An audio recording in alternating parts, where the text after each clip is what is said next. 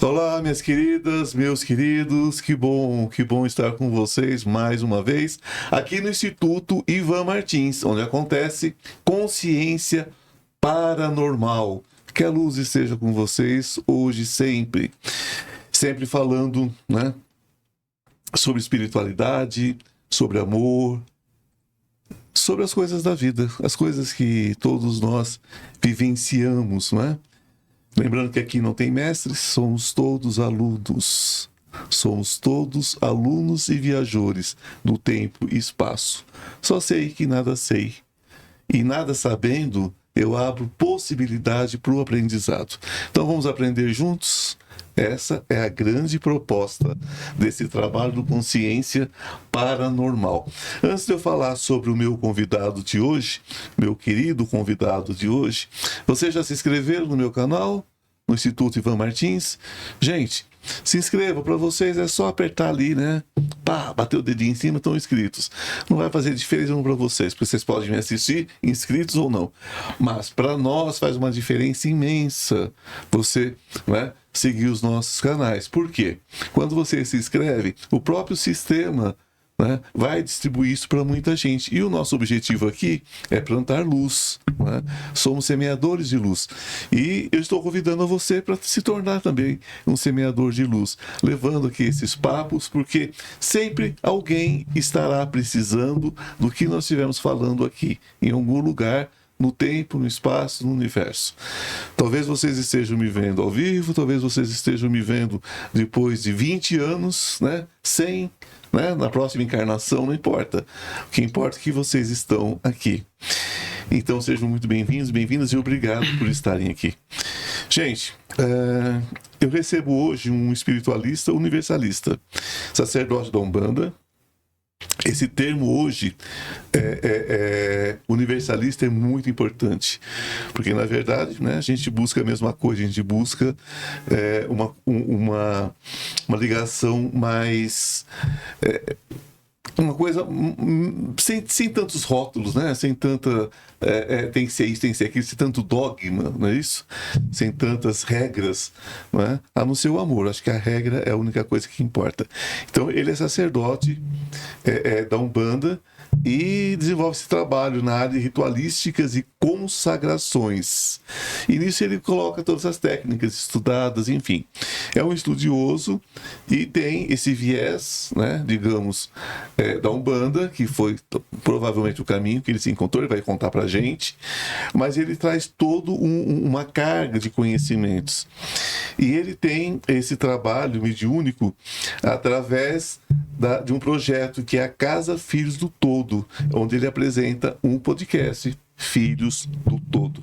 Mas ele vai explicar para a gente, ele também tem um processo de explicar, ensinar as pessoas como fazer a sua ritualística em casa.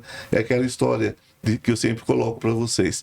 Se não puder deixar algo, né, para que a pessoa que está lá, às vezes no interior, lá no Nordeste, lá naquela cidadezinha que às vezes não tem recurso de nada, não pode vir até nós. Então, se a gente não deixar algo que a pessoa possa se acudir, para que depois venha buscar, né, alguma coisa mais profunda, não faz sentido, não é o nosso trabalho. Então, é por isso que está comigo aqui esse querido Fael Molina. Seja muito bem-vindo, meu amigo. Gratidão por ter aceito o meu convite. Muito obrigado mesmo por estar conosco. Gratidão por estar aqui. Legal estar aqui contigo, para a gente poder bater um papo franco, né? E elucidar, também aprender. Aprender sempre, né? Com certeza. Graças a Deus que a gente pode aprender.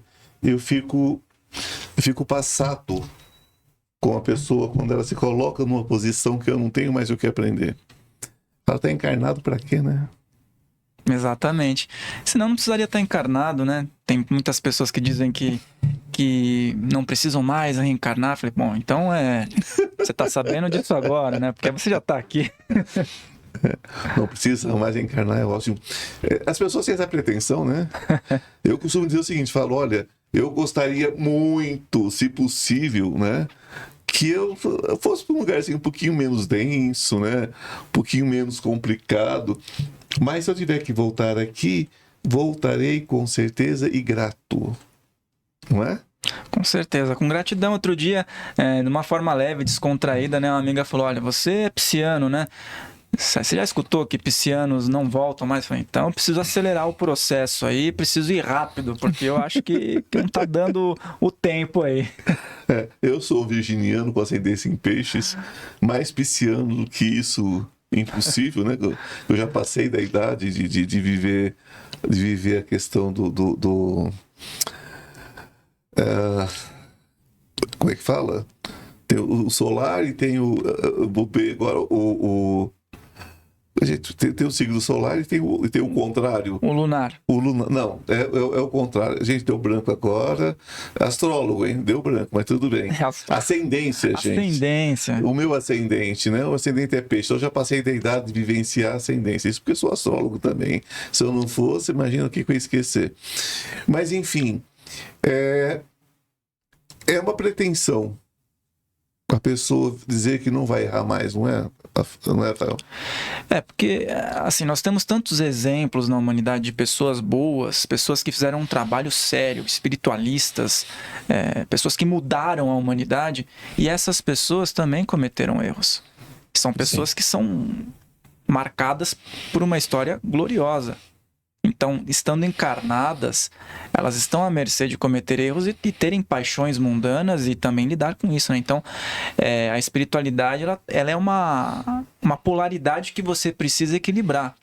Você está aqui à mercê de tudo. Agora, como você vai lidar com isso? Essa é a questão, né? Como você vai enfrentar os obstáculos? Você vai se deixar levar pelas vaidades? Muitas vezes as pessoas se deixam levar pelas vaidades e elas são espiritualistas. Não tem nada de errado nisso. Porém, quando a vaidade passa à frente de um trabalho espiritual, de um trabalho que é para ser sério, aí a coisa começa a ir ladeira abaixo.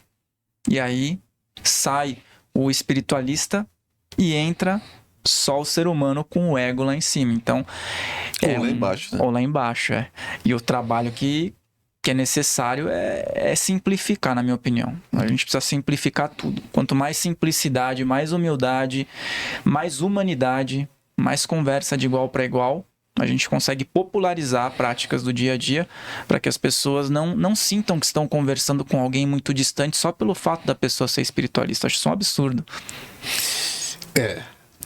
Primeiro, gente, vamos levar ao pé da letra, né? Mundano somos todos nós. Se você está encarnado, você é mundano, sim. Ou, como diz os religiosos católicos, ou mesmo evangélicos seculares, né? Porque nós estamos vivendo na carne. Então, se nós estamos no mundo, nós somos mundanos, não tem jeito.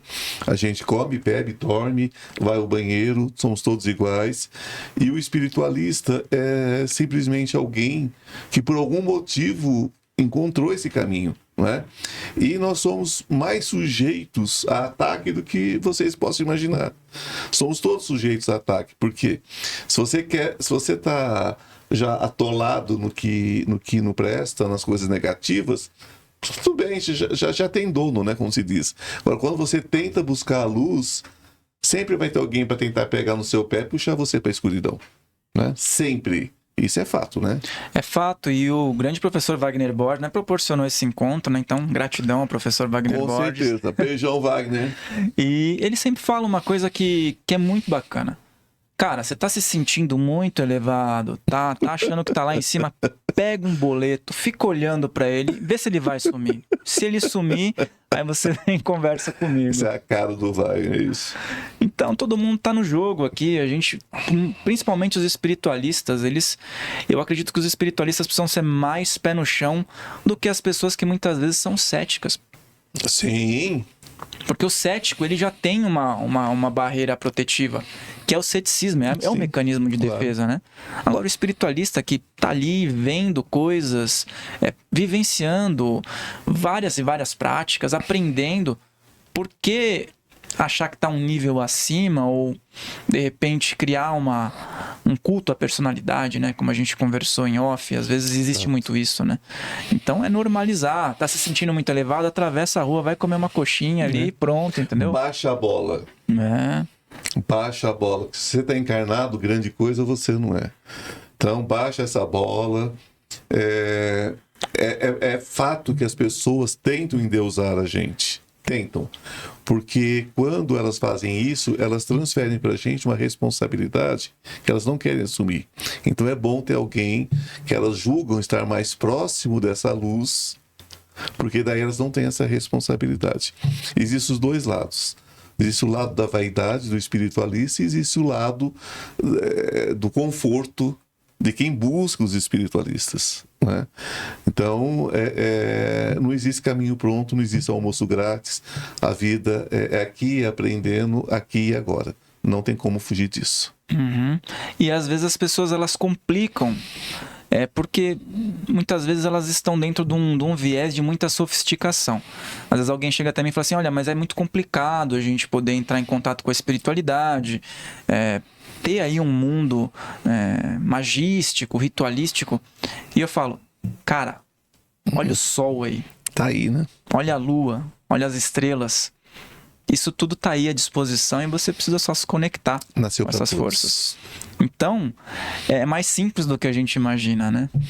Muito mais simples. E, portanto, complexo. Né? Portanto, complexo.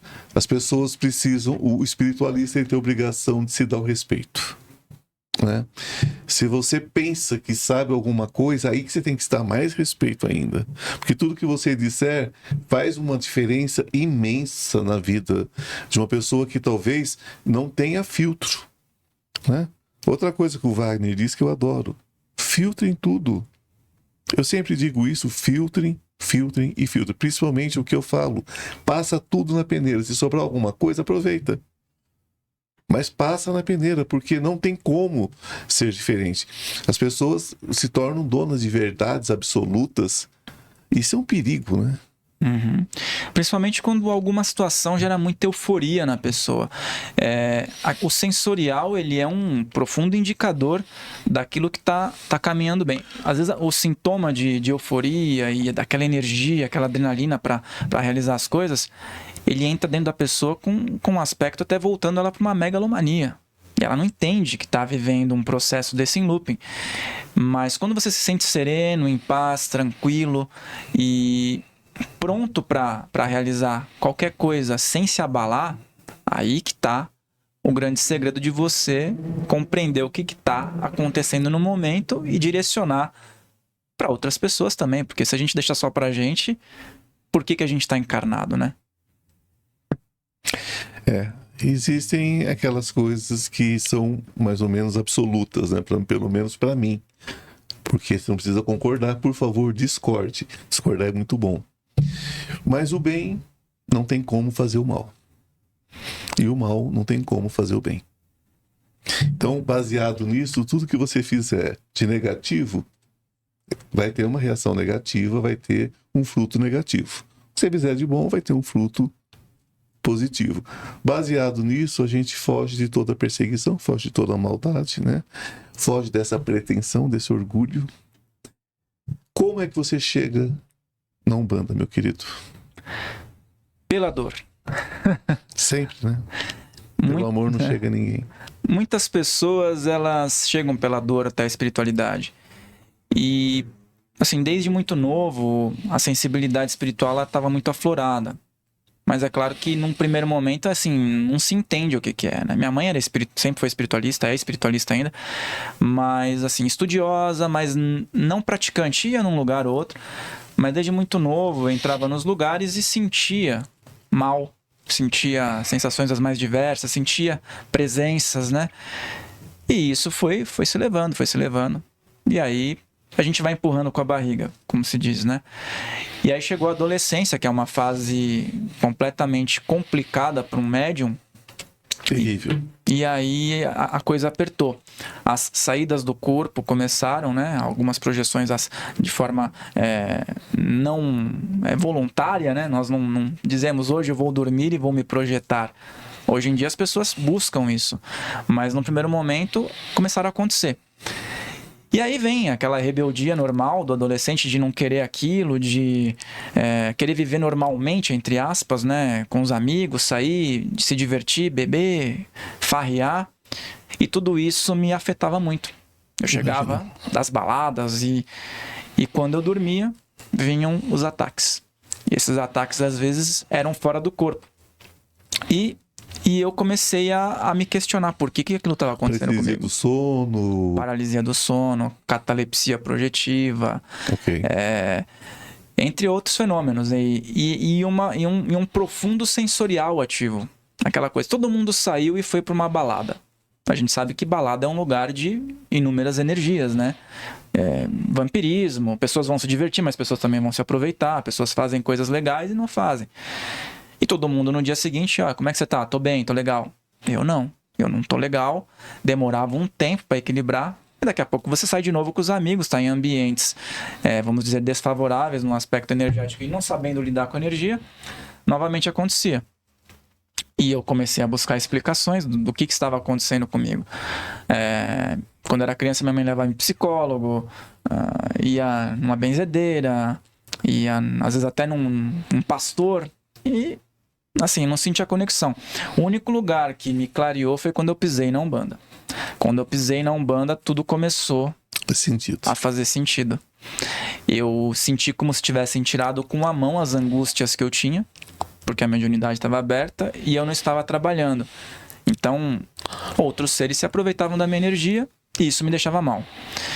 E aí eu comecei a estudar por que estava acontecendo isso. As saídas do corpo começaram a não ser tão ruins, porque os seres não estavam mais conseguindo me atacar de uma forma tão intensa.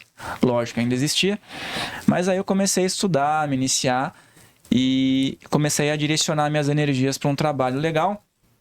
E tudo isso foi melhorando a minha vida gradativamente e me direcionando para alguns lugares, para algumas pessoas. Tanto que hoje eu trabalho em tempo integral com pessoas espiritualistas, né? Também trago pessoas para trazerem seus relatos, compartilharem suas informações e procuro auxiliar as pessoas a criarem sua própria ritualística dentro de consagrações com respeito ao sagrado, né? Com respeito à espiritualidade que está ao redor.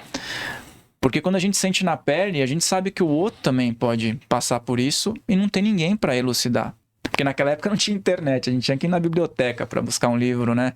Tinha que encontrar alguém. Olha, vem aqui que eu vou te explicar, vem aqui que eu vou te dar um passe. Até você se encontrar, os guias conseguirem fazer com que você escute para onde você tem que basicamente ir de acordo com aquilo que você se programou, demora um pouco, né? Demora aí 20 anos para você se dar consciência daquilo que você tem que fazer, né? E às vezes até mais. E olha lá. Então, 20 anos da sua vida, você está se preparando para fazer aquilo e não sabe onde você vai chegar. Você não sabe se vai cumprir. Eu costumo brincar que a gente leva talvez até mais do que isso para chegar numa porta e falar abro ou não abro. Abro ou não abro. Existe essa busca, né, desenfreada pela espiritualidade hoje. Eu vejo uma certa... não sei dizer, com uma certa angústia às vezes. Existe muita coisa mal orientada, muita coisa mal estruturada. Você está falando, por exemplo, de um assunto seríssimo, que é a paralisia do sono, ou a paralisia do sono, ou o terror noturno, né? As pessoas não têm ideia. É bom falar sobre isso, até vamos explanar um pouco sobre, porque tem pessoas que chegam a ser violadas até intimamente. Não vamos usar um nome aqui, porque senão para, né? Senão eles cortam até o nosso vídeo no YouTube, mas as pessoas são violadas, literalmente, né?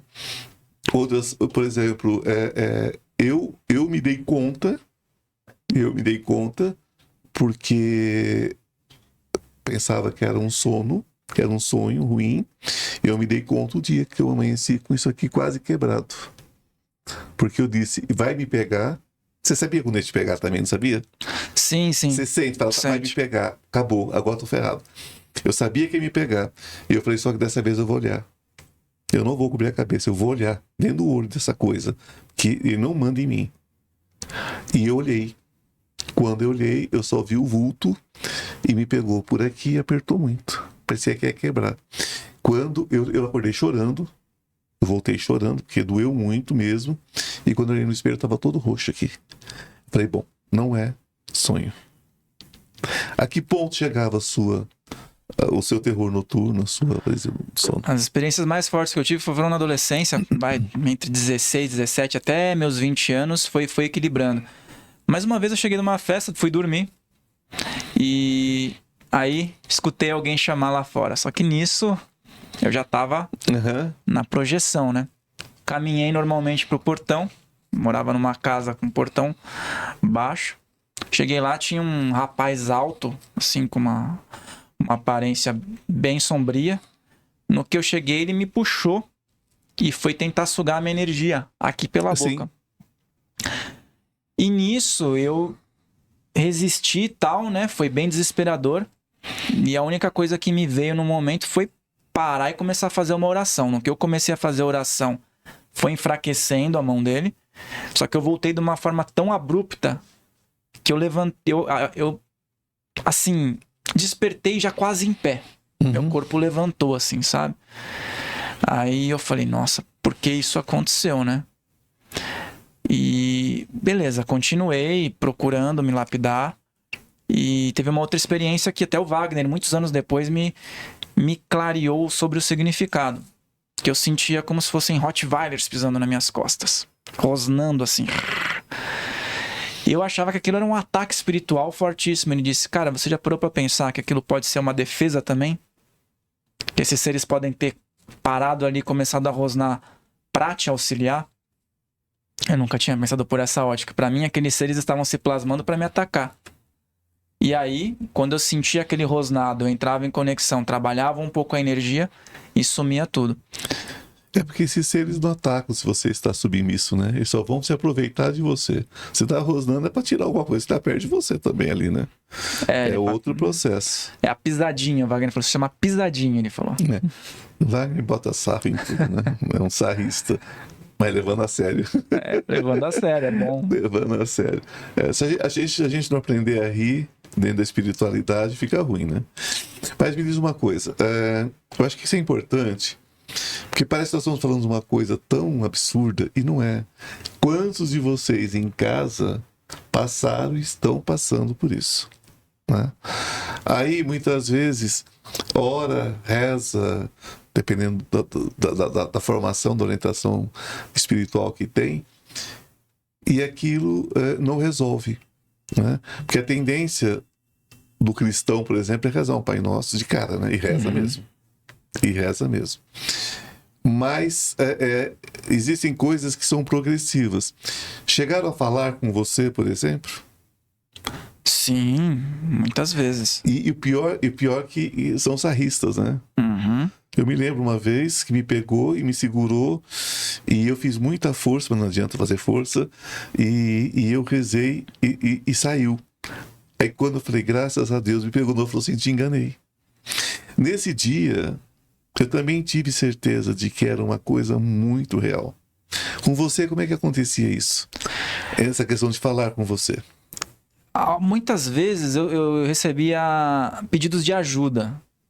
E muitas vezes a ajuda de pessoas desesperadas ali, que muitas vezes acho que devem perceber a energia de pessoas que são médiums, e o médium também não tá querendo lidar, mas tá vendo ali uma doação de energia, então vem ali para puxar a energia. E outras vezes era do tipo, vamos sair, vamos para tal lugar, o que você tá fazendo aí? E eu dormindo, fora do corpo. Levanta daí, vamos para tal lugar, vamos tomar alguma coisa, não sei o quê. E eu dormindo. E aí, muitas vezes eu me via como sabia, um tobogã descendo, e aí ia para uma zona umbralina. A partir desse momento, eu comecei a receber, assim, de forma mais direcionada, o auxílio de alguns mentores, porque eu comecei a perceber que eu estava ali também trabalhando. Quando eu chegava lá, eu queria sair correndo. Eu saía correndo. E os espíritos tinham trabalho para poder ajudar a ajudar alguém. E depois de um tempo, eu comecei a ter um processo que era a incorporação fora do corpo. Sim. E eu nem sabia que isso era possível. Depois de um tempo, eu fui conversando, tal. Até o Wagner esclarece muito sobre isso, né? Um cara que qualquer dúvida no aspecto espiritual, ele vai sentar e vai procurar esclarecer. Que existe um trabalho fora do corpo onde eles utilizam da sua projeção para manifestar algum tipo de trabalho benéfico, e você tá com o seu corpo lá Tem com a os energia. corpos sutis, né? Tem os corpos sutis também. O corpo carnal em si não é tão interessante assim, a não ser para sugar, né? Uhum. A não ser para sugar energia. Exato. E aí, assim, nem tudo são flores, mas as coisas começaram a andar de uma forma melhor, porque você se alia também com a sua espiritualidade, que está à disposição de fazer algo. Então, assim, o espiritual, ele vem te dar sinal. Vem e fala, olha, você está vendo o que está acontecendo? Será que está acontecendo da forma que você programou de fazer? Precisa trabalhar, precisa começar a entrar num trilho. E a gente é cabeça dura, a gente quer se divertir, a gente quer ter uma vida material, a gente quer ter uma carteira assinada. E realmente, algumas pessoas têm. Mas o que eu percebo é que quando a pessoa trabalha com espiritualidade e tem um foco muito assim voltado para doação, precisa ter trabalhos alternativos envolvidos. Não consegue. Olha, eu digo sempre às pessoas, eu falo, eu nasci para ser artista. Eu amo teatro, escrevo para teatro, dirijo, tenho peças viajando, produzidas por mim, dirigidas e escritas por mim. Só que é o seguinte, se eu disser amanhã, parei com a espiritualidade, não vou atender mais, não vou fazer mais nada, vou me dedicar ao teatro, pode ter certeza que minhas peças vão parar de ter espectador, vai parar de ter gente, eu não vou conseguir mais emplacar nada. Porque eles concedem a mim essa coisa da arte como um presente, talvez, como um alívio para mim. É um alívio, mas eu não posso deixar a espiritualidade, que é uma grande questão hoje. As pessoas veem espiritualidade. Tá, vamos entrar nesse assunto direto para depois voltar. Para você, a espiritualidade é algo que foge da questão da questão física mesmo, foge dessa questão pão, queijo, vai para um lugar do sagrado, vai para um lugar não sei da onde, e é separado de nós, ou você crê que é simplesmente um virar de chave? Porque quando a gente fala em esses ataques, por exemplo, você crê que esses ataques vêm simplesmente de uma energia? Esses ataques podem ser de um mundo paralelo totalmente físico quanto os nossos, onde essas pessoas estão brincando com a gente, como se fosse um jogo mesmo, como se fosse um avatar, alguma coisa assim. Como é que você vê isso? Porque você deu a deixa para mim, quando você disse assim, eles se caracterizam de uma forma que não fiquem expostos.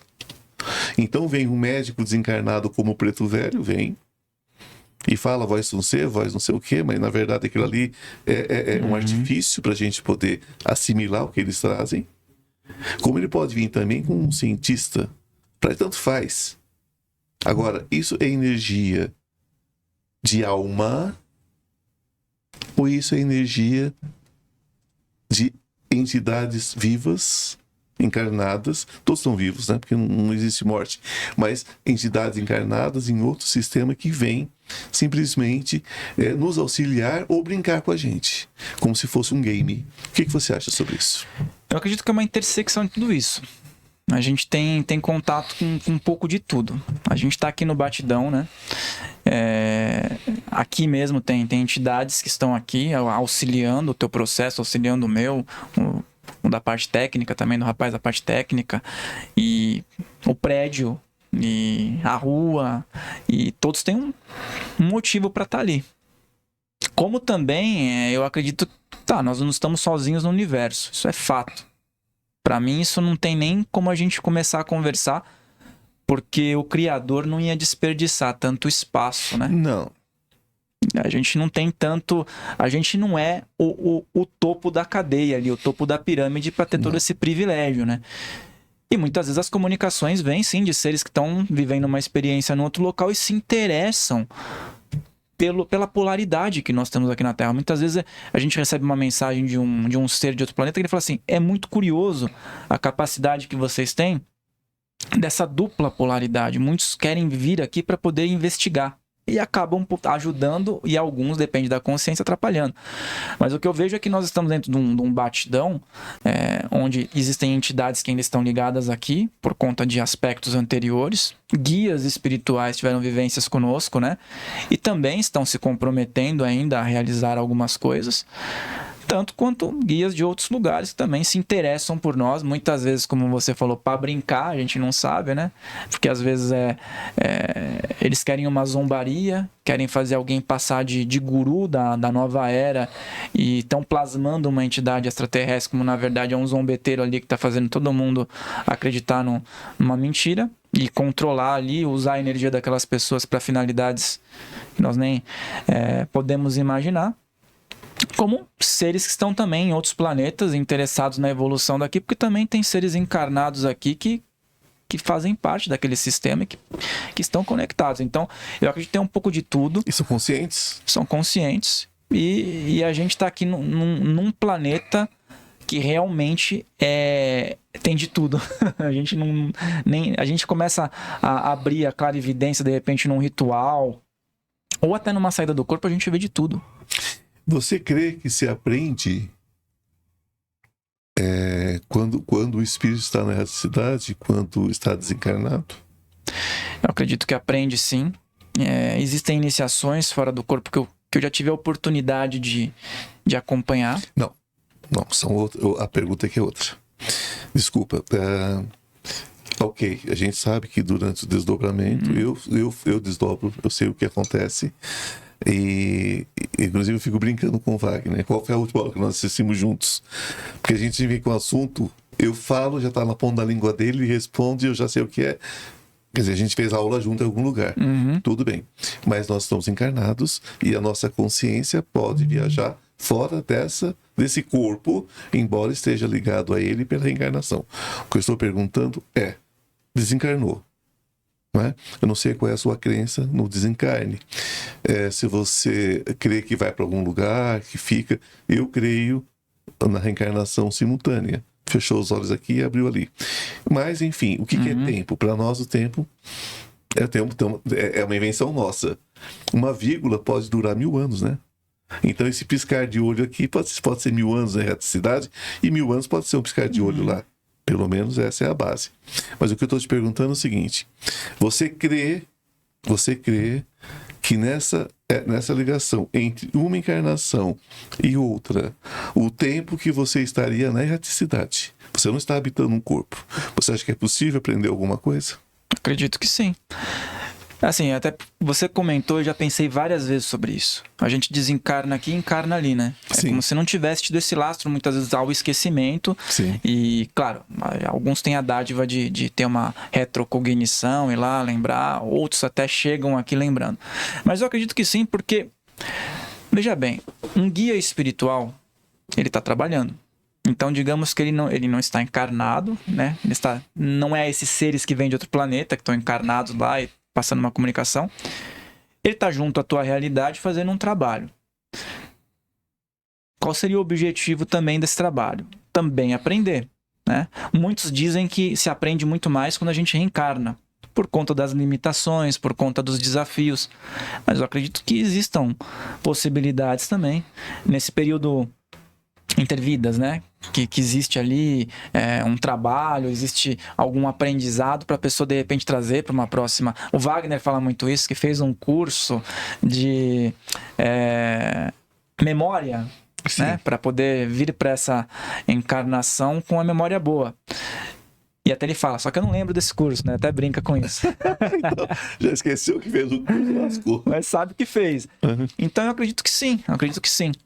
Mas ainda acredito que para certas coisas nada como tá aqui no material para poder vivenciar, né? Tanto que até no aspecto consagratório, muitas pessoas elas negligenciam os talismãs, as pedras, os amuletos, os elementos. Mas eu falo o seguinte: se não fosse para estar aqui, não estariam. Não estariam. Senão a gente plasmaria tudo. Então, sim, a gente tem vários elementos aqui maravilhosos, né? Inclusive, que eles ajudam muito no aspecto energético, no aspecto de proteção, no aspecto de abertura de caminhos. Então, cara, tem um sentido. A gente não é... A gente não tá no plano mental, a gente tá no plano material. No plano material.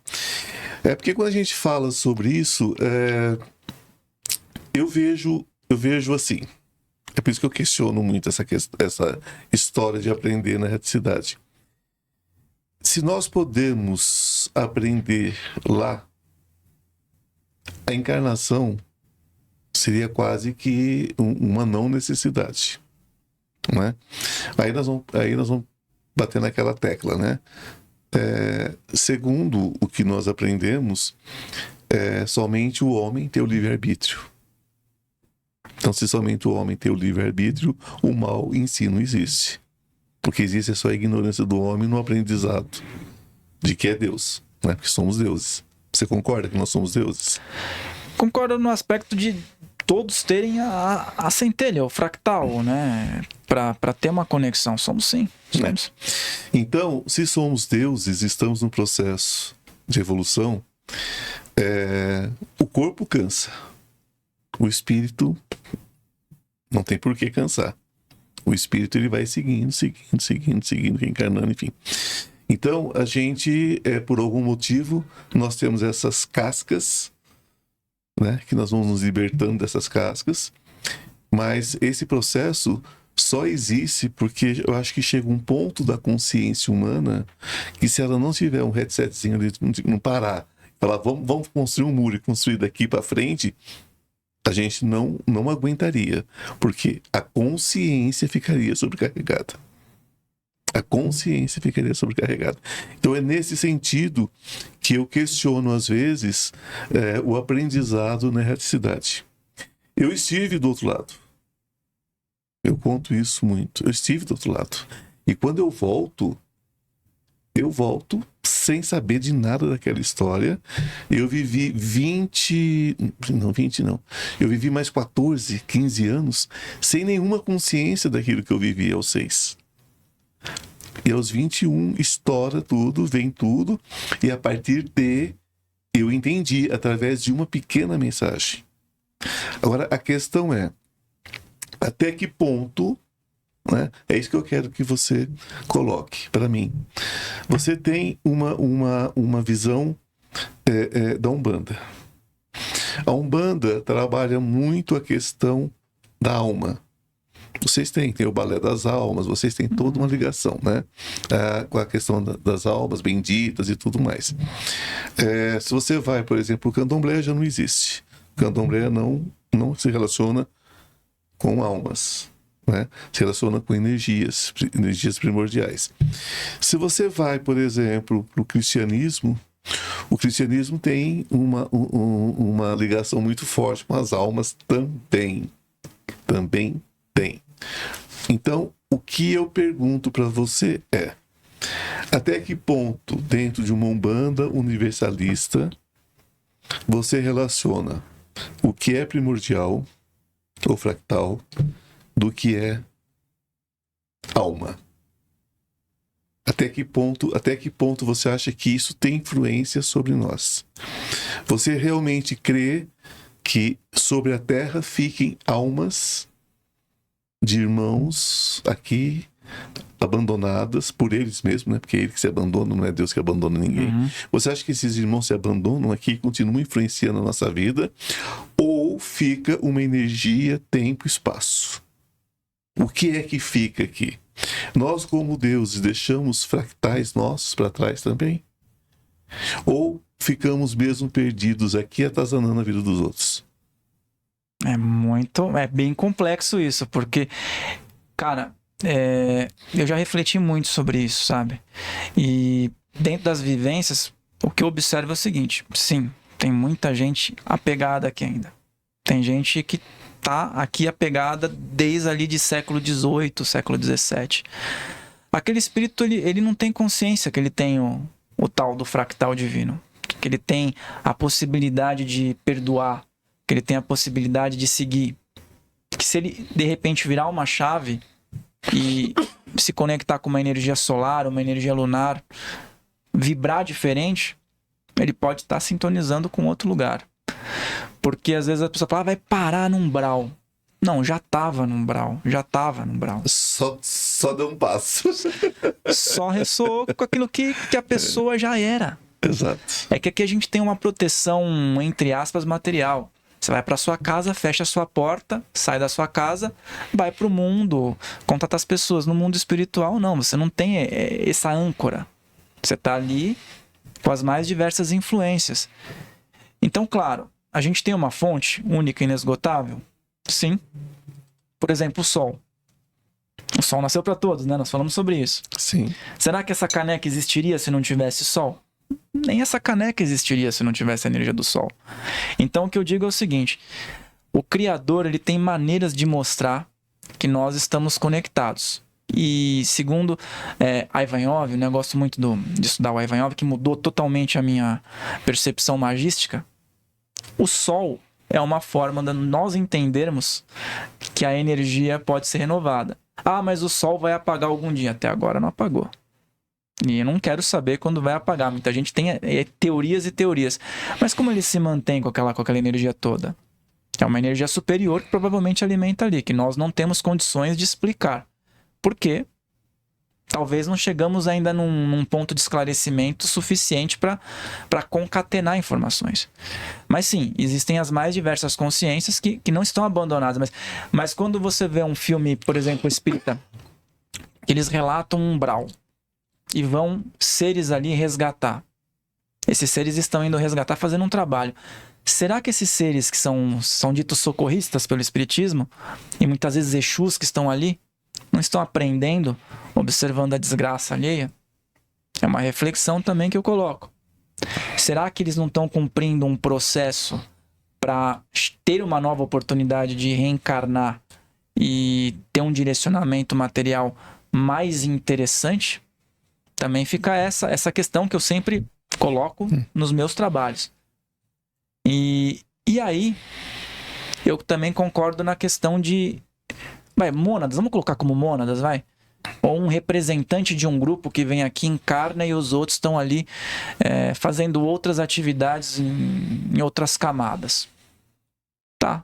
E eu tô aqui, então tem outras pessoas, outros seres, outras almas que estão no umbral, esperando, de repente, alguma atividade minha para receber uma energia e, de repente, despertar para algo e subir em um nível de consciência que seja e poder realizar alguma coisa em prol do grupo.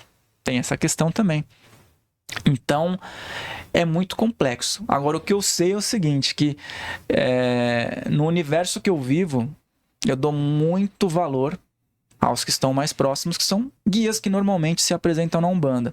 Se apresentam com nomes que são simbólicos, arquetípicos, né? Então tem um pai Joaquim de Aruanda, que vem de um agrupamento de seres com esse nome. Você vai lá, pluga o seu cabo USB no HD universal e recebe a informação dessa egrégora. E para mim é suficiente. Eu vejo como ele se apresenta. E sei que tem muitos pretos velhos que são mestres de ordens iniciáticas, que são profundos sábios e se apresentam da forma mais simples possível, porque realmente o que já não está importa. deixando de ser necessário. Sim, sim. Então, de repente, hoje chegar um preto velho no terreiro falando normalmente, sem aqueles trejeitos da antiguidade, da época da escravidão, sem o senhorzinho, sem a sinhazinha, sem o voz não ser. Se de repente eliminar isso também, vão perguntar, mas esse preto velho tá estranho, né? Esse preto velho não fala. É quase uma caricatura espiritual. Exato. Para que as pessoas entendam. Eu acho que é para aproximar também do cenário que nós estamos no Brasil, né? Então, assim, qual é a figura que passa confiança? É um senhor de idade, normalmente com uma sabedoria, normalmente com um arquétipo de tranquilidade, né? Aquela coisa de abraçar, de abençoar, de uma bênção ali com uma planta, uma velhinha colocada, um acolhimento, do né? avô, né? Do avô. E você também tem a figura que precisa te chacoalhar, que é o Exu, que ele vem e fala o que tem que falar na lata. Exu, quando você fala de Exu, nós temos que fazer uma diferença, que aqui nós temos irmãos de todas as orientações. Quando você fala de Exu, você fala do Exu, vocês usam um termo catiço, né? Vocês usam Catiço. o termo, que é o catiço. E tem o orixá, Exu, orixá, que é um deus, que é uma entidade, enfim.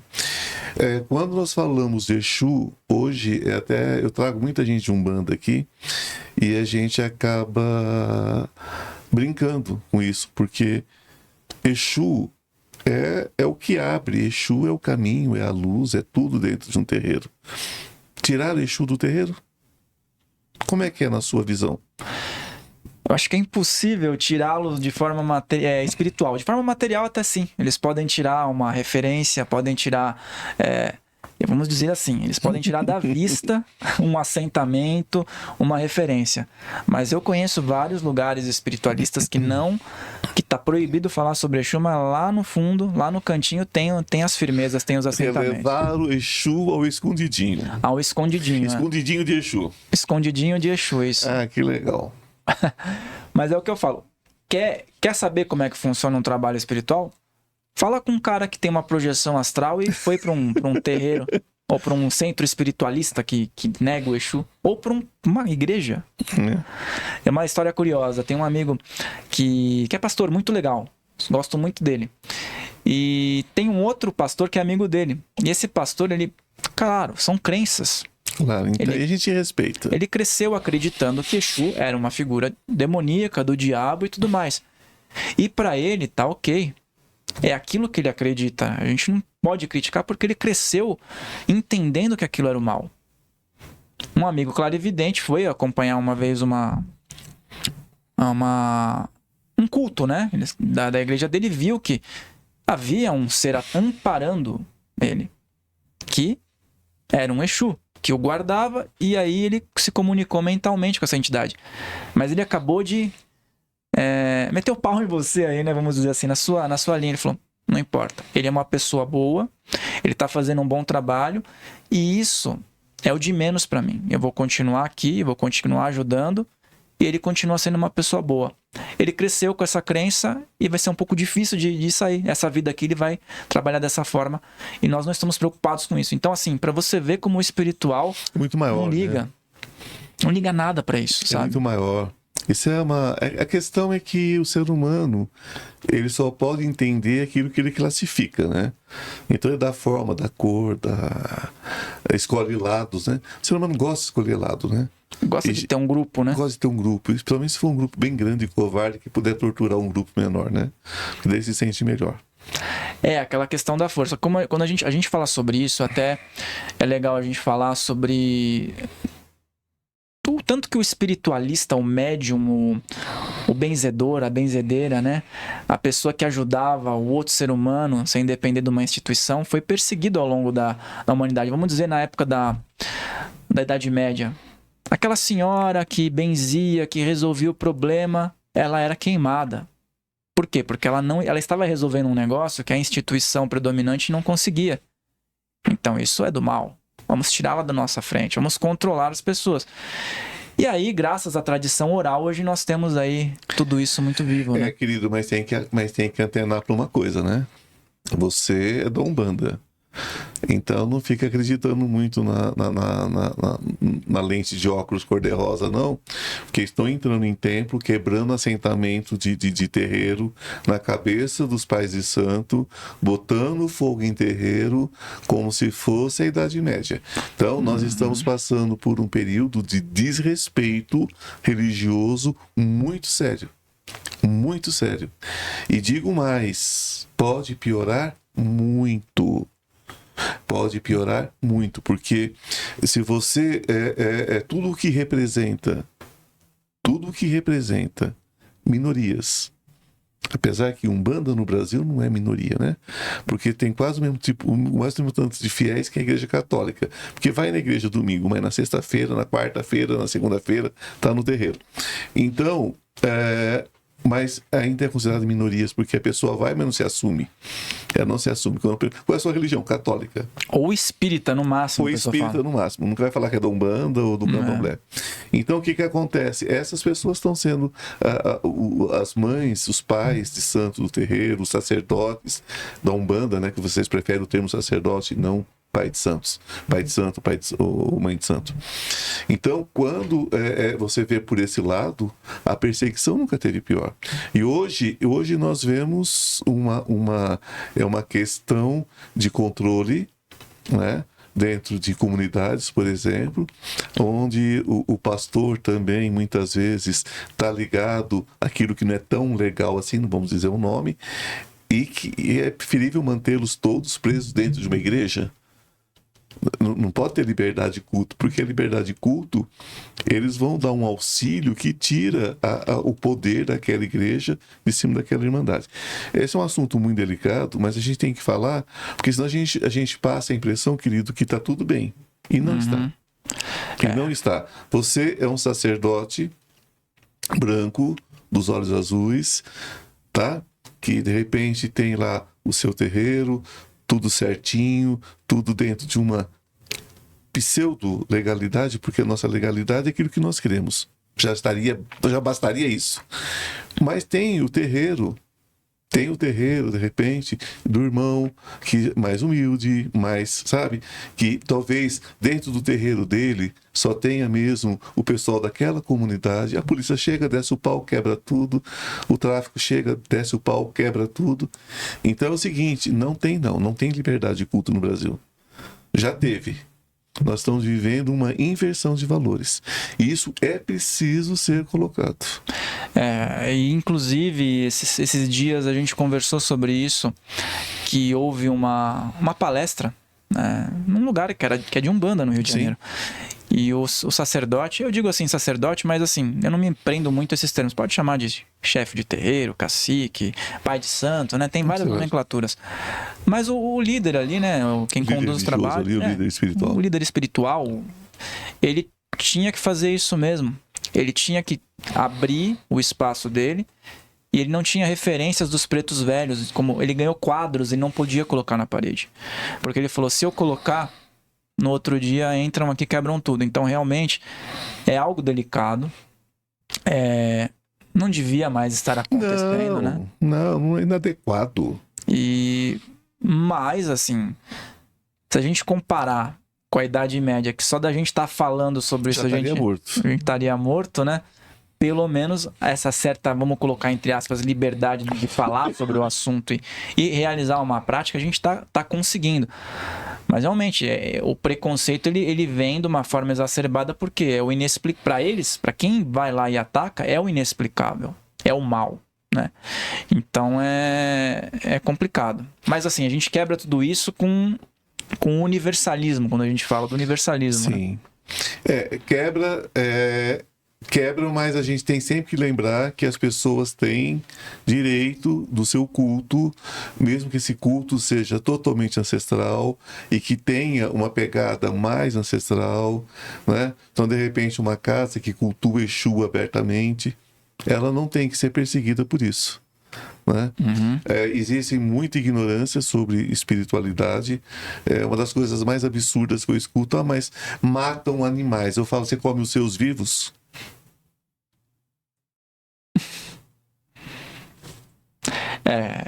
Assim, às vezes não respeita o sagrado do outro, né?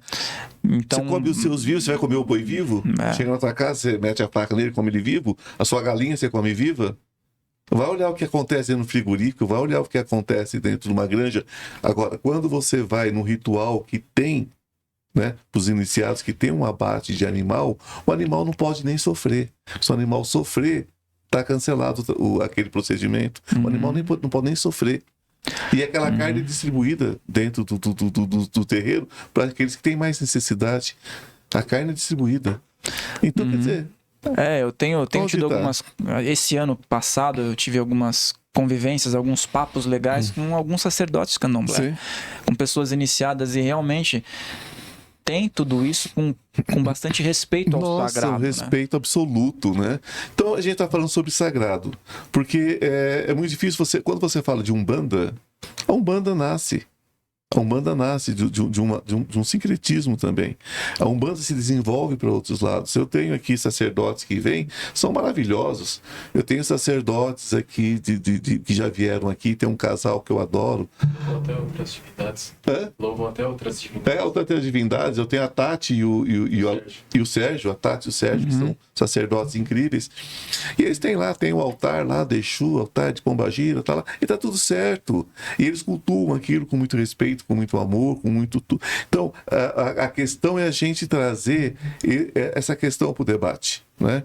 As pessoas estão estudando pouco sobre e condenando sem ter profundidade na história, né?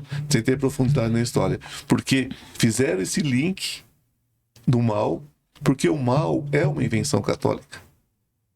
Cristã católica, cristã judaica, na verdade, mais cristã do que judaica, né? É estabelecido o mal. Então tudo aquilo que não for dentro do cristianismo é mal. Cristianismo, né? Cristianismo. E assim, como assim? Né? O que me deixa triste às vezes é ver casas de Umbanda se tornando igrejas evangélicas. Porque ou é evangélico ou é Umbanda. Se você começa a evangelizar igualzinho uma igreja evangélica dentro de um terreiro de Umbanda, vamos mudar o nome. Tira os assentamentos e vamos transformar em igreja logo. Não dá para misturar. Universalismo é uma coisa agora. Você transformar uma coisa em outra. Eu concordo, tem que respeitar as egrégoras.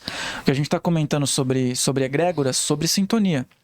Nós podemos trabalhar com a energia de Oxalá e com a energia de Exu. Não vai colocar no mesmo altar, Não. porque são díspares, são complementares. Mas são sim. díspares. Então, assim, nesse sentido, a gente tem que saber o que a gente está fazendo, né? A gente não vai, lógico, que ver uma entidade brigando com a outra, mas a gente tem pontos de força diferentes para a Exatamente. atuação do trabalho. Então, precisa ter um mínimo de estudo material para não confundir as estações. E o universalismo dentro da Umbanda chega a ser até redundante falar, porque a Umbanda ela é um misto de egrégoras, Ela né? já é universalista. Universalista, né? Ela já é. Só que com respeito às egrégoras, né? Ela já é universalista. E aí eu falo brincando às vezes, se alguém me disser que tal prática espiritual é do mal, eu vou querer saber mais, porque até agora tudo que eu realizo é do mal.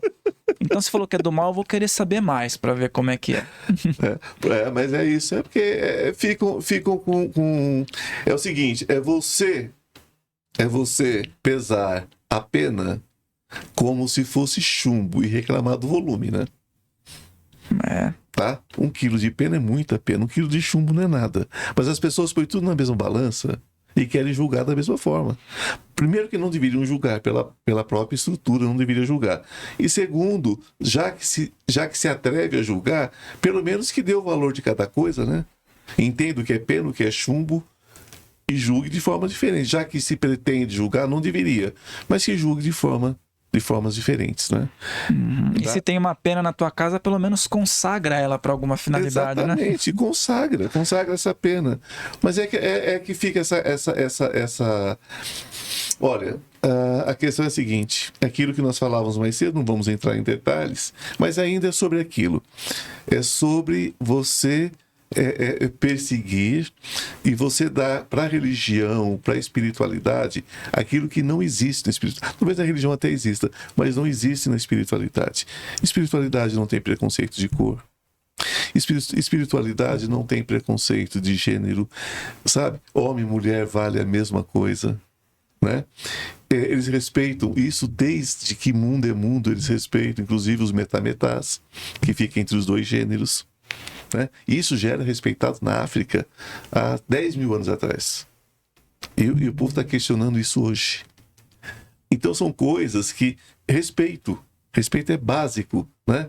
Então dá o valor que cada coisa tem e deixar espiritualidade na espiritualidade, materialidade na materialidade e tirar da religião e da espiritualidade, principalmente, toda forma de perseguição e de preconceito, tá? Se você quiser cultuar uma entidade com 4 pares de chifre, é o chifre que vai deixar essa entidade mal? Não. Isso é um desenho feito por um artista que definiu como é que seria o diabo cristão. Porque o diabo é cristão, né? Sim. O diabo é cristão. Não tem uma referência africana ao diabo, nem em outras culturas. Não. O diabo é cristão.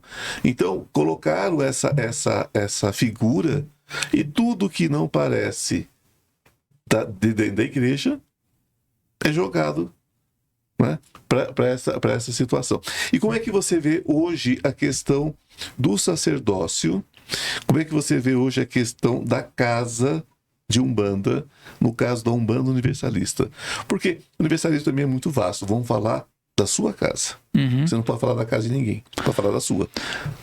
O que eu procuro fazer é o seguinte, ter amplitude para trabalhar energias, ter amplitude para conectar egrégoras, ter toda essa sintonização. Sim, vem um caboclo, vamos trabalhar com ele. Mas quando vier um cigano, nós vamos trabalhar com o cigano, de acordo com os conhecimentos dele. Ah, mas eu posso ter um símbolo iniciático ali? Se a entidade trabalha em sintonia com aquele símbolo iniciático, por que não? Eu posso ter uma referência egípcia dentro de um trabalho de Umbanda, mas nós estamos falando de um contexto que chama universalismo. Sim. Ou pode, ou deixa de ser universalismo, né? E às vezes a entidade tem conhecimentos que ela puxa de várias existências e ela vai utilizar ali. Então, assim, tudo que volta para o bem, que volta para a elevação, por exemplo, dentro de uma casa de Umbanda, você pode ter uma parte voltada para o xamanismo que é parte integrante, que tem a referência xamânica, aliás, né? Praticamente todos os cultos vão ter uma referência xamânica. Com certeza, que é a base de tudo, é o berço de tudo. É o berço de tudo. Então, pensa, mas por que você está fazendo um ritual xamânico num espaço de Umbanda? Porque tem fortes referências. Agora, tem outros rituais que eu não concordo fazer num espaço de Umbanda, mas aí cada um faz como achar melhor, entendeu? Mas quando você fala da simbologia, você está falando dos pontos? Dos pontos, muitas vezes pontos riscados, ou então a gente pode ter uma referência, um desenho, por exemplo. Ponto riscado. Para você que não tem vivência com Umbanda, é uma das coisas que eu falo mesmo. Magia. A Umbanda é a casa dela. Porque é a única, digamos, religião que tem os pontos, que nada mais são do que sigilos. São consagrações. Esses sigilos, gente, muitos que são riscados por um médico que nunca na vida nem estudou magia, se você for procurar nos livros de alta magia, estão lá aqueles símbolos, estão lá aqueles sigilos. Né? Então as pessoas às vezes falam assim, mas a Umbanda é mais leve do que o Candomblé. Não existe isso. Existem coisas diferentes. Totalmente. São coisas diferentes. Agora, de leve, não tem nada. A Umbanda tradicional, ela é magia pura. Sim, e já ouvi falar que não tem magia na Umbanda, mas a Umbanda é uma religião magística. Mas é pura magia. Vem falar pra mim com tanto sigilo que tem dentro de terreiro? É uma religião magística. E ela traz referências da bruxaria natural. Ela traz referências de várias épocas. A magia egípcia, a magia dos 4 cantos do mundo. Então quando a gente está trabalhando com Umbanda, a gente não pode ter um mínimo de preconceito. Não cabe. Não pode ter. Não cabe. Na Umbanda não cabe, exatamente por causa da própria formação, né? Da própria formação, quando você pega ciganos, por exemplo. Você vai ter uma coisinha ou outra dentro do candomblé, dependendo do candomblé. Você vai ter uma referenciazinha ou outra. O candomblé tem uma nação que se chama Molocô, que o Molocô seria a transição do candomblé para a Umbanda. Então ele não chegou na Umbanda, mas ao mesmo tempo ele saiu do candomblé. Então tem o Molocô, que tem todas as coisas da Umbanda, só que não é Umbanda e não é o candomblé. Ficou ali no meio do caminho. Querido, são 1 milhão de perguntas, 1 milhão de coisas a se conversar, mas quando você fala quando você fala de uma forma leve e natural e com muito respeito ao sagrado, o que está acontecendo com o sagrado de verdade dentro dessas casas? O que virou isso? Em muitas casas ainda tem um respeito ao sagrado, tá?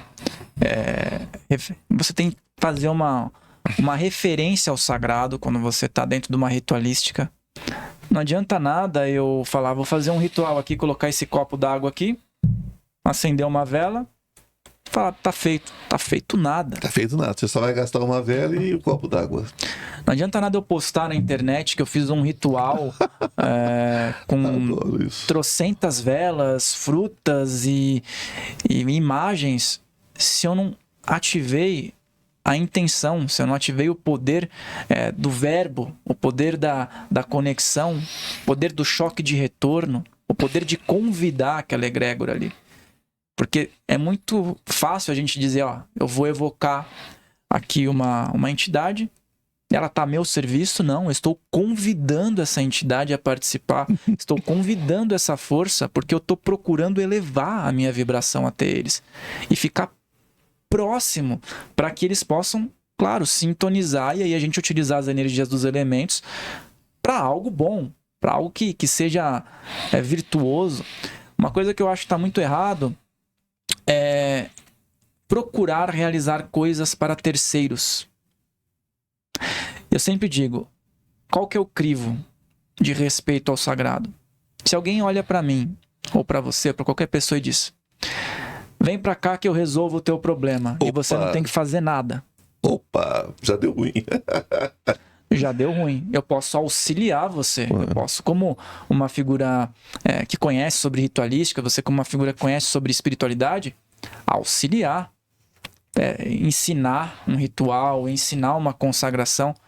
Mas como eu sei aquilo que é melhor para você, como eu posso interferir no seu livre-arbítrio e dizer, deixa comigo que eu vou arrumar isso, X, Y, Z para você e para fulano ali. Mas não é a busca?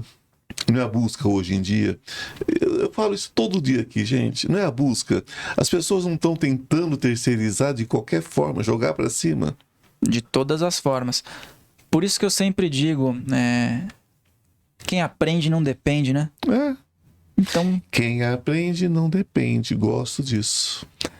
Então, procurar aprender. Mas isso tem uma outra questão aqui. Você é psicanalista. Sim. Assim como eu. Dentro da psicanálise, nós temos uma questão bastante forte, porque nós trabalhamos exatamente com a consciência. Nós trabalhamos trazendo do inconsciente para o consciente e trabalhando essas questões e trabalhando. É uma libertação. Então, quando você traz a psicanálise para dentro da religião, é quase que uma negação da outra. Uhum. É uma negação da outra, né? Eu sou psicanalista de formação tradicional, mas eu trabalho muito com holística, né? Porque na holística nós colocamos mais um pezinho, nós colocamos a espiritualidade. Porque a pessoa tem que ter o seu equilíbrio, tem que ter a sua vida pessoal, sua vida sexual, e tem que ter a vida espiritual, né? O que na psicanálise tradicional entra como, às vezes até como um defeito, a pessoa ter uma orientação espiritual é quase como se fosse um peso. Uhum. Como é que você trabalha isso dentro do seu sacerdócio? Eu, por exemplo, embora seja um sacerdote, eu não trabalho como sacerdote. Então eu não tenho a questão dos filhos, por exemplo, eu não tenho, por exemplo, os meus iniciados. Não dentro, né, desta forma. Eu te pergunto, como é hoje você receber o jovem, a jovem, o senhor, a senhora, que seja, dentro do seu templo, você como psicanalista que teria como base a libertação de parâmetros, e você hoje transformar essas pessoas, né, em discípulos dentro de uma casa, em iniciados dentro de uma casa. Como é que fica essa é contraditório? Como é que é isso? É um pouco, porque a busca pela psicanálise, na verdade, ela veio como uma âncora. Assim, pra gente se consertar, né? Todos nós. para a espiritualidade que, vamos dizer, até uns anos atrás era complicado você viver como um terapeuta holístico. Hoje em dia, se eu realizo um trabalho terapêutico, já vai para essa vertente. Eu não me apresento como psicanalista tradicional, e é porque também não concordo, assim como você mencionou, com diversos pontos, né? Até talvez Jung tenha uma concepção mais próxima de algo perto de uma espiritualidade, mas mesmo assim, é a base do comportamento que eu busquei para poder ter uma âncora para trabalhar como terapeuta também, mas a espiritualidade ela não tá longe. Jung até nega a psicanálise, na verdade, né? A psicanálise é mais freudiana, ela é outra história, mas Jung é transpessoal e ele nos dá essa liberdade. Ai de mim se não fosse Jung. Eu digo mesmo. Ai de mim se não fosse Jung, né? Como psicanalista eu sou totalmente freudiano, mas como ser humano eu sou junguiano até na testa, né? Completamente junguiano. Então, trabalhar isso não é fácil. Não é fácil, e você diz assim sobre o alcance. O alcance, ele é maior do que eu imagino muitas vezes. Por quê? Porque como muitas vezes eu realizo um trabalho à frente das câmeras, trazendo uma psicofonia, trazendo uma ritualística, eu não tenho noção de quantas pessoas estão sendo alcançadas. Através dos relatos, através de conexões, através de uma série de coisas, a gente consegue saber. Muitas vezes numa live, muitas vezes uma pessoa que busca, uma pessoa que chega pessoalmente, às vezes num lugar público e diz que assiste. Então, assim, sobre esse alcance, sobre pessoas que estão ali apreciando, sendo ajudadas, muitas vezes a gente não tem noção de quantas pessoas estão assistindo. Com certeza. Então, assim, vai além daquilo que a gente pode imaginar. Mas quando a gente consegue escutar uma pessoa que diz, olha, obrigado, eu fiz aquilo que você passou, fiz um ritual na minha casa, firmei uma vela ali, fiz uma limpeza energética e deu certo, eu acho que esse é o maior termômetro que pode fazer com que cada espiritualista, cada líder religioso, cada sacerdote, cada pessoa que se considera universalista, espiritualista, abrangente, discípulo, mestre, professor, cai tudo nessa hora. Não tem nomenclatura. Tem ser humano que está aprendendo, às vezes se doando e às vezes recebendo, né?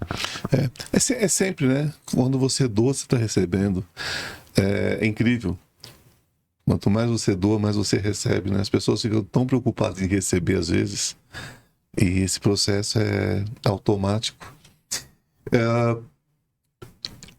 Mais especificamente, você tem uma casa, você tem filhos ali, ou iniciados, como é que você chama? Nesse momento, nós estamos em transição. O trabalho que eu estou realizando é totalmente nas redes sociais. Estamos buscando um espaço, inclusive, agora nesses próximos meses, para montar um espaço aqui em São Paulo. Ótimo. E, assim, através do trabalho que a gente vem fazendo nas redes, tem uma equipe, tem pessoas que estão auxiliando, a gente tem a possibilidade agora de estender isso para um local físico. Eu trabalhei muitos anos como pai pequeno de uma casa, aqui em São Paulo, inclusive, e isso me trouxe uma base, know-how, experiência, né? Tete a tete, trabalho árduo, muitas vezes, né? Sim.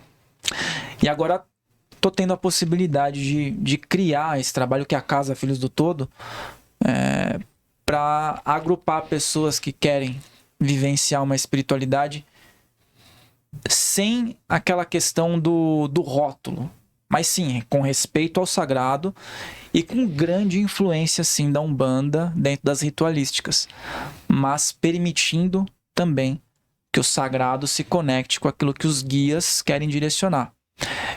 Respeito, tem uma formação atual que eu estou indo para a Umbanda tradicional, a primeira linha de Umbanda que se tem notícia aí, que foi com o pai Ronaldo Linares, pai Márcio Caim, para poder também ter essa base, digamos, tradicionalista, né? Para poder também pisar nesse terreno.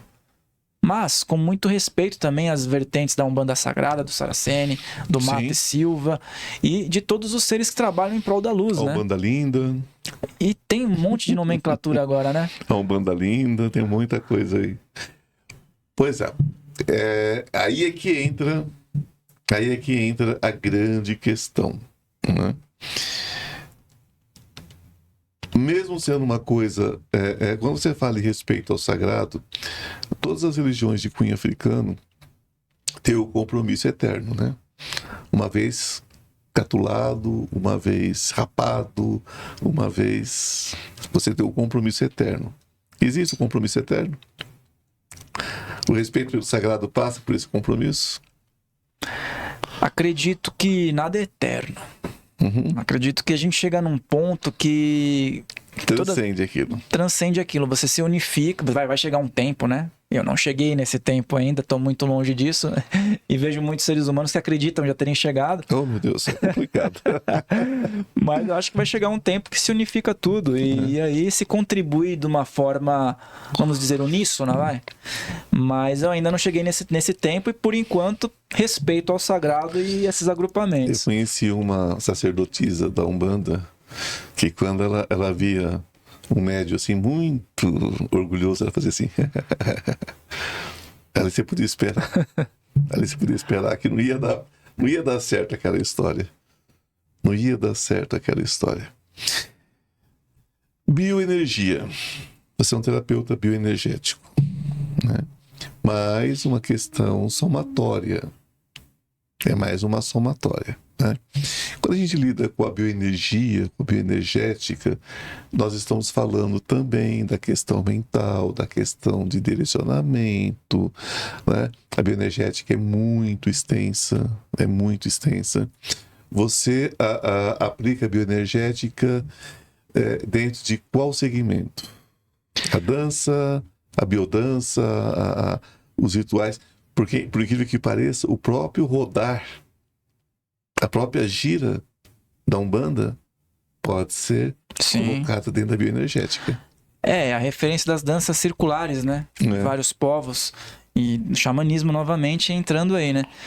Mas assim, há uma virada de chave que eu tive na minha vida com o aprendizado e a prática da bioenergia é no ato consagratório. Então, se uma pessoa chega até mim e ela precisa reequilibrar a harmonia do lar, reequilibrar os espaços, reequilibrar a própria energia profissional, dentro dos relacionamentos, eu vou ensinar uma consagração para que ela possa ter na casa dela. E aí eu coloco o potencial da bioenergia, a ativação bioenergética, Sim. que faz toda a diferença, a movimentação, a energia que ela vai colocar ali. Quando eu comecei a colocar nas minhas consagrações as práticas bioenergéticas, eu senti uma potência muito maior no gradiente de força que ali está sendo manifestado. Então, uma coisa eu falar para a pessoa, faz uma defumação na sua casa, com o intuito de espantar uma energia negativa. Você espantou, amanhã ele está de volta. Outra coisa é você consagrar aquela planta, visualizar a cópia que tem no duplo, visualizar a fonte, visualizar a energia superior que está alimentando aquilo, os seus chakras alimentando, as palmas das suas mãos, plasmando simbologias específicas para cada finalidade. O maior círculo mágico é a tua aura. Então, tudo isso faz a Aí eu diferença. já vi bruxaria natural, aí eu já vi hinduísmo, aí eu já vi uma pancada de coisa misturada. Isso é bom. Sim, são todas as referências que a gente pode colocar num trabalho, né? Isso já é bom. Isso já é lindo, porque abre a possibilidade, né? E todos têm bioenergia envolvida. Claro, toda essa bioenergia envolvida. Não? Sim, muito interessante. Muito interessante. Dentro daquilo que você crê, por exemplo, a questão herbária, a questão das ervas, a questão das ervas que são colocadas dentro de um líquido, dentro de um pó, dentro de um chá. Como é que funciona isso para você dentro daquilo que você crê como Umbanda universalista? Como digo aqui, gente, dentro da sua Umbanda universalista. Por quê? Porque cada casa que se coloca como universalista, você tem um universo. Uhum. Não é verdade? Sim. Universalismo não quer dizer que toda casa universalista é igual, não. Cada uma tem as suas características, tem as suas coisas. Dentro daquilo que você crê, como é que fica essa questão das ervas? O benzimento para você deve ser uma coisa interessante se você gosta do xamanismo, porque o que é o xamanismo, né? Essa movimentação de energia, né? Movimentação. Assim, dentro dessa infinitude, de possibilidades, eu gosto muito de ter uma planta, um vaso de planta, em cada ambiente que vai ter o sagrado ali, que vai ter uma consagração, e consagrar ela para uma linha. Então você pode ter um vaso, por exemplo, de uma espada de São Jorge, uma espada de Ogum, abaixo de um altar com alguns elementos consagrados para Ogum. Vai potencializar de uma forma bioenergética, Sim. com movimento de energia, aquele espaço. Você vai selar aquele espaço. Você vai fazer uma defumação. Aliás, ela é mais forte que a imagem.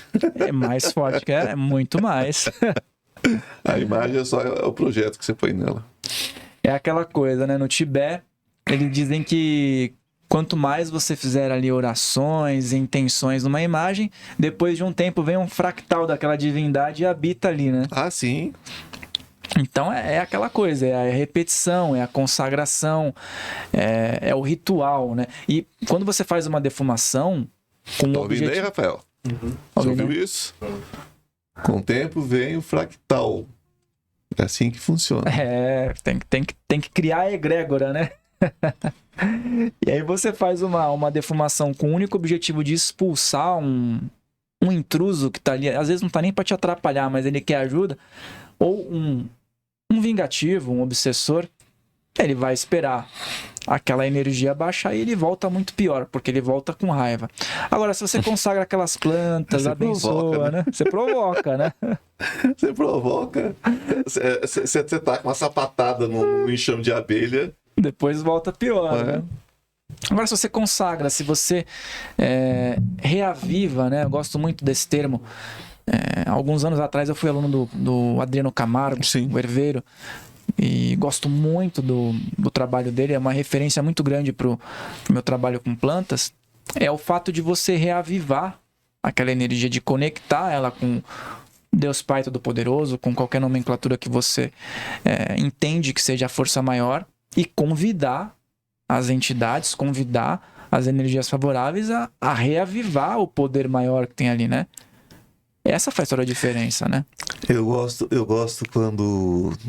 quando eu vejo uma senhora, um senhor, um herdeiro desse, que você vai tomar um chá, que ele vai fazer para você, ou uma infusão.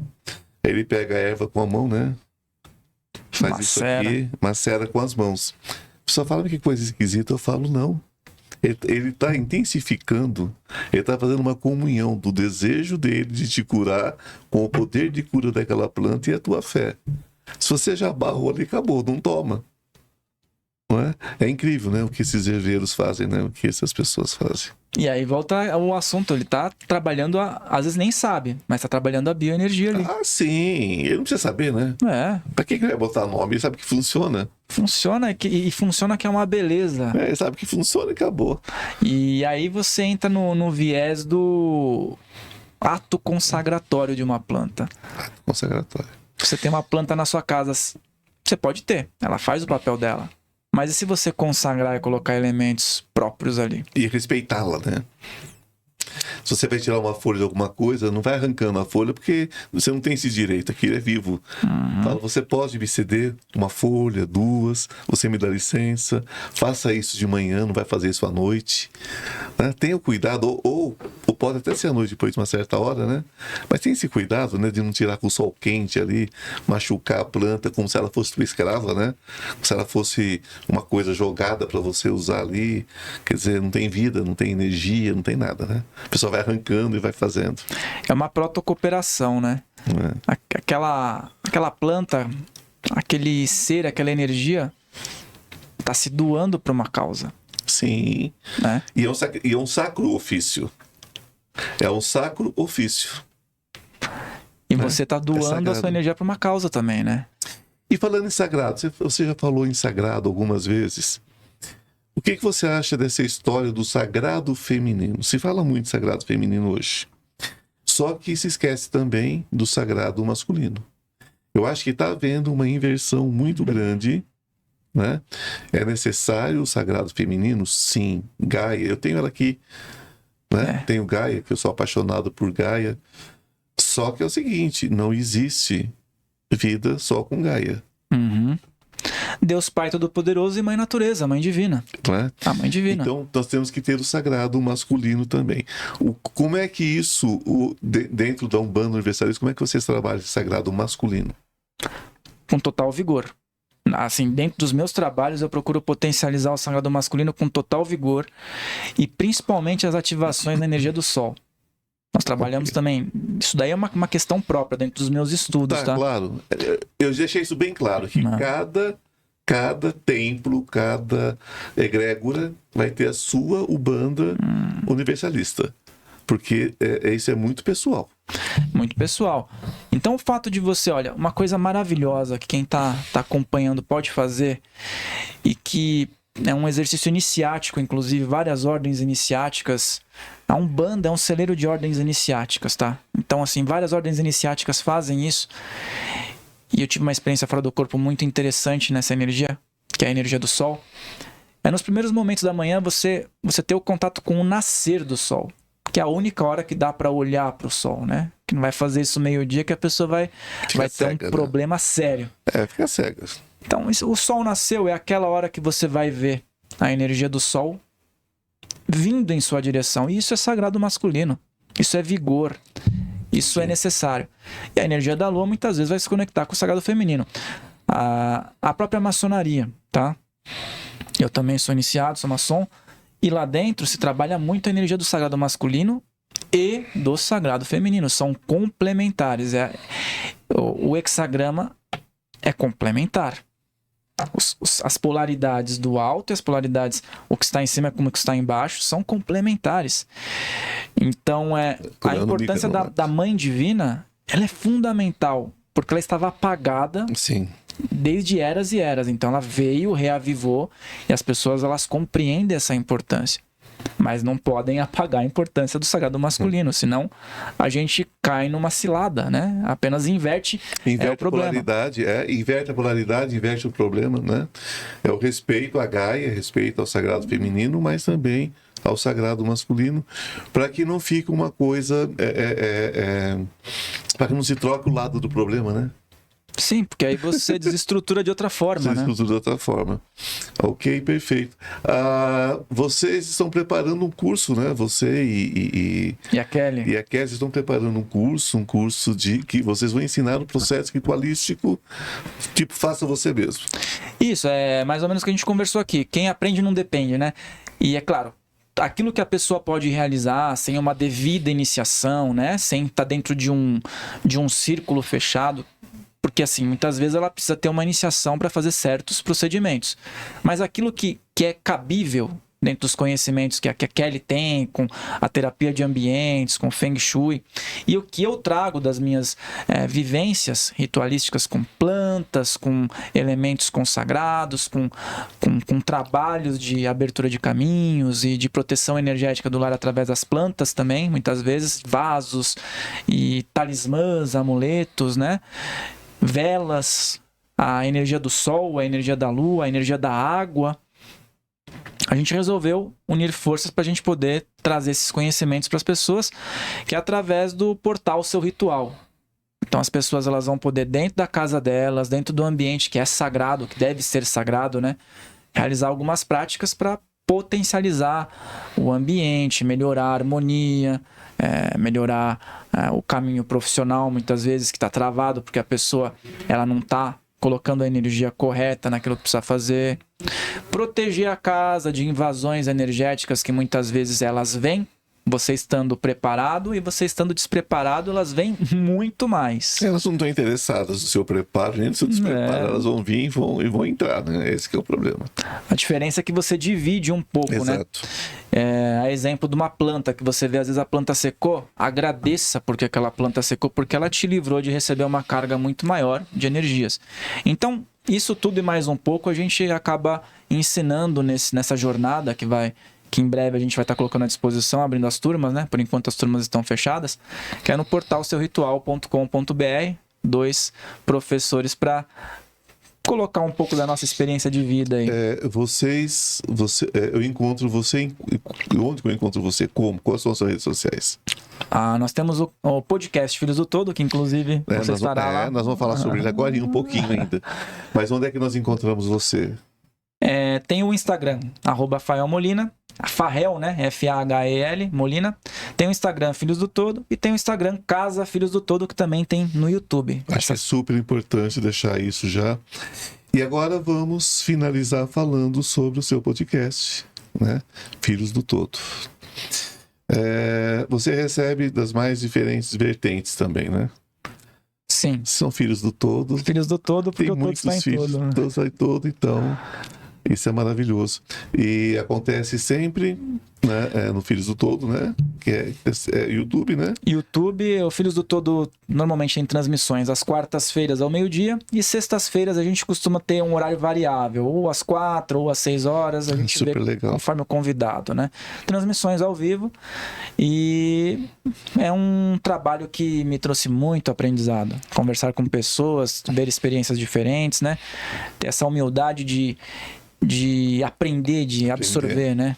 Foi muito importante. Eu creio, quando eu montei esse podcast, foi exatamente, inclusive como consciência, né? Consciência paranormal, porque o que falta muito hoje é consciência dentro do nosso processo. Tem muita coisa acontecendo que complicado, né? Então, a gente precisa realmente trazer esses assuntos, trazer pessoas sérias. Eu tenho um filtro muito grande aqui, sabe? E agradeço por fazer parte desse filtro. Eu tenho um filtro muito grande aqui, não me interessa se você tem 1 milhão de seguidores ou se você tem 2. Me interessa o que você tem a dizer. E você foi muito bem indicado pelo meu amigo Wagner. E é um prazer imenso ter você aqui mais uma vez, viu? Eu quero te agradecer, deixe as suas considerações finais. E você passou pelo aparelho. Eu gostaria que você deixasse o seu testemunho do aparelho, que eu acho que é importante, porque tem tanta gente precisando, né? Com certeza.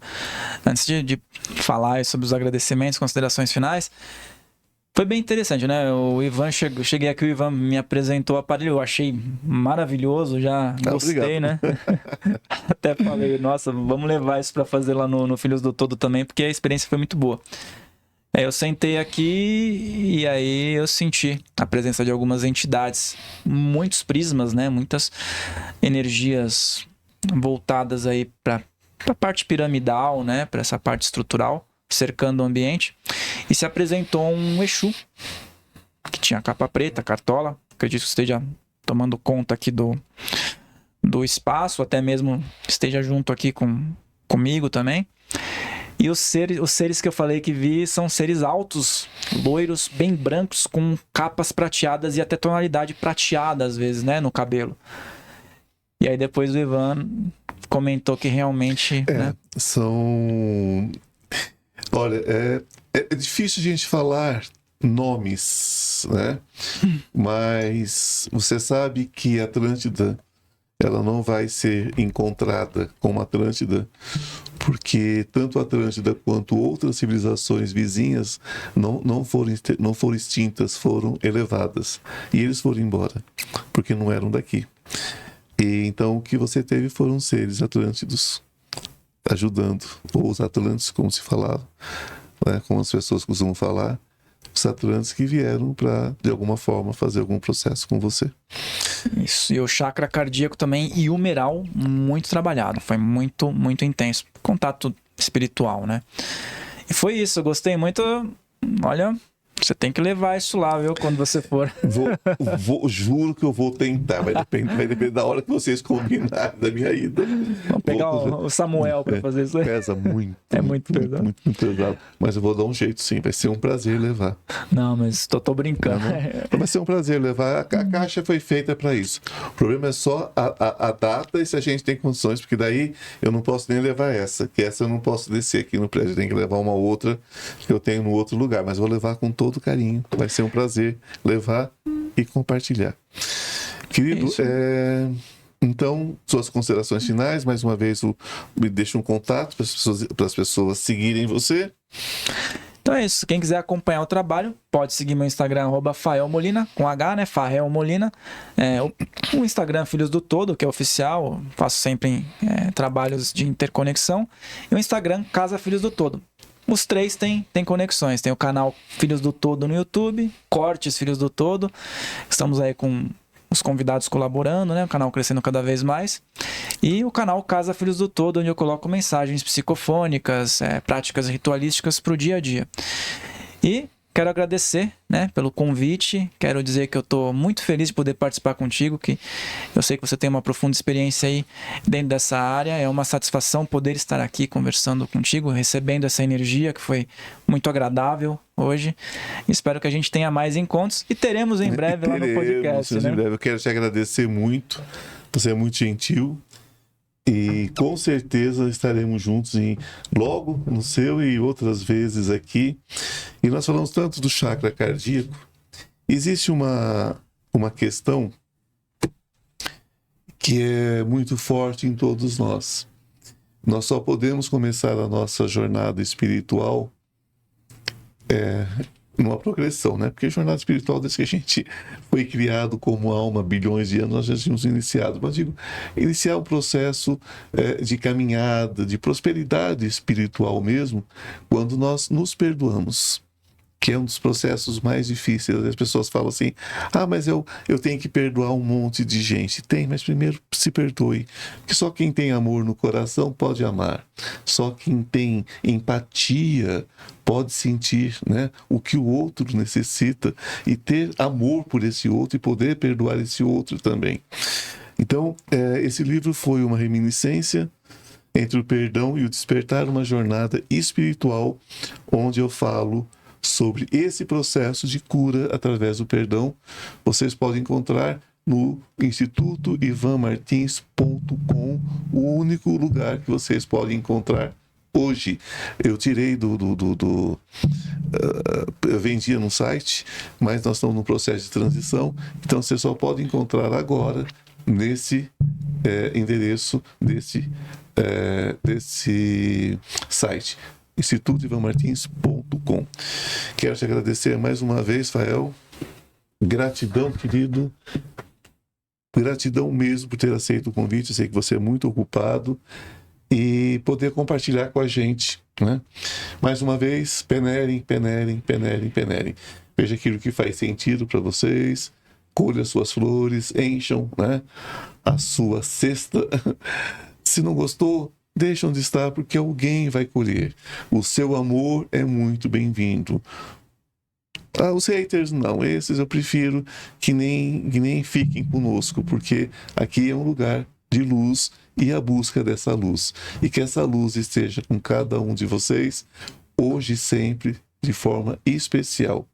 E namastê, o Deus que habita em mim, saúdo o Deus que habita em vocês. Gratidão. Beijo no coração e até a semana que vem.